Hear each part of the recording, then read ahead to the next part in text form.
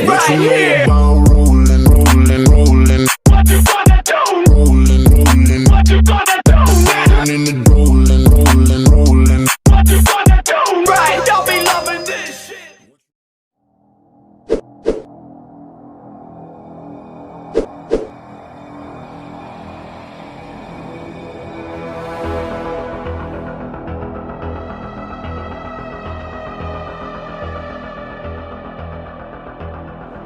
At the beginning of time, the earth was ruled by the Titans, powerful deities who were the sons of the primordial gods. Prometheus was one of them, a deity as old as time itself, who could foresee the future. The Titan predicted the victory of the Olympic gods over the Titans during the Titanomachy, the great war between gods and Titans for supreme power. He did not oppose Zeus during the conflict, and escaped from being imprisoned in Tartarus together with the other Titans. When the conflict ended, Zeus ordered Prometheus and his brother Epimetheus to create and populate the land with the most diverse animals. The Titans had plenty of raw material, and while Epimetheus was molding every kind of creature, Prometheus coordinated the production process. Each animal was given a talent. The birds were given the ability to fly, the elephant was granted an enormous strength, and the talents were evenly distributed. Man was saved for the end. They wanted to do something special. However, after shaping man from clay, they realized that all talents had already been attributed to the other animals. Prometheus presented his work to the goddess Athena. She felt marveled by the Titan's work and decides to bless it with the divine breath. This is how humanity came to be. But Prometheus was not happy with the result. He wanted man to stand out over all animals. He was just a smarter monkey. Man lived in caves, dodging every kind of animal, subsisting on fruits that dropped on the ground, fearing and dreading darkness. Athena advises Prometheus to introduce fire to man. With the sunset, the Titan headed to Helios's carriage, which was waiting for a new dawn. Prometheus lit the torch that would be given to humanity.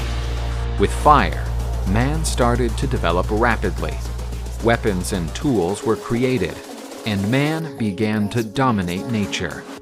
Prometheus was finally happy. He was humanity's good maker. Watching the blooming of this new creature, Zeus decreed that they would honor the gods by offering sacrifices. But Prometheus interceded on behalf of humanity, preventing his creation from being exploited. Prometheus was very clever and attempted to deceive the god on behalf of men. Prometheus asked for a bull to be sacrificed to the gods. The product of the sacrifice would be split into two piles. One was smaller, but contained the best meats, covered by the animal's skin. The other pile was bigger, but it only contained bones and entrails. These were wrapped in fat, which made the offering look attractive. The cunning Prometheus knew that Zeus's ambition would make him choose the bigger pile, while man would have the best part. And he was right. Realizing that he had been tricked, Zeus was furious with those who had deceived him, and decided to take the fire out of the hands of humanity. Without the fire, mankind started to regress. They were again tormented by darkness and cold and could no longer cook their food. Outraged, Prometheus decided to steal the sacred fire and give it back to man. During the night, he went to Olympus and returned with the flame stolen from Hephaestus's forges. With the re-establishment of fire dominance, mankind was thriving once more. But the glowing flames attracted Zeus's attention during the night. Furious, the supreme god decided that Prometheus could not go unpunished, given his insolence.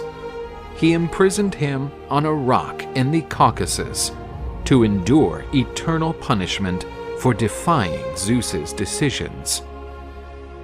But Prometheus's punishment wasn't simply life imprisonment.